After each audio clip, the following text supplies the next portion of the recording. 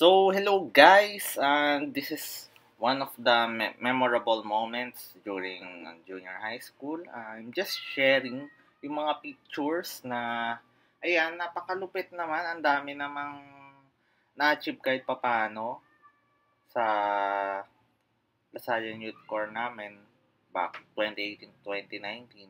So, ayan, aside sa mga pinapakita ko, ang dami din namang nagawa, which naging involved kami at hiningi yung participation namin. Kasi, hindi naman sa pagmamayabang, pero yun yung part ng buhay ko na na-experience ko yung leadership, kung paano maging leader and paano maging follower. Kasi syempre, yun yung time na gustong-gusto kong maging president.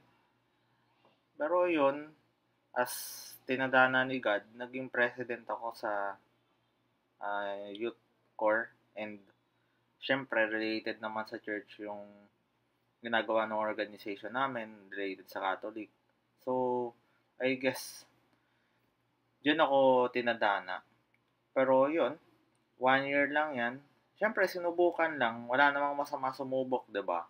So, aside doon, ang dami namang natutunan na kailangan yung energy binubuhos doon. Kasi kung hindi mo ibubuhos yung energy mo doon, paano gagana yung organization, paano gagana yung club, paano magkakaroon ng participants yung club, 'di ba? And kahit napakasaglit lang 'yan, wala tayong magagawa kasi tapos na eh. And syempre, magandang shoutout po sa inyo, mga subscribers, and sa mga naging member ng Lasallian Youth Corps way back. Thank you for being a part of the organization, and kahit hindi man perfect, nakita naman natin na kung may time, pwede. Hindi naman siya sa pilitan kasi syempre ano naman to eh. It is how we give our time in things that we want, and how we choose to be a part of a club. It is not just about our interests. It is also things that we would like to do. Like me, syempre during that time, I like to serve. I like to be an altar server. Pero syempre, this time, it is the other way around. After nyan, it is 5 years later, pinagpapatuloy ko pa din naman yung pagsaservisyo sa church. Now, I'm a lecturer and commentator. Syempre, sinishare ko yun sa inyo kasi part ng buhay yan eh.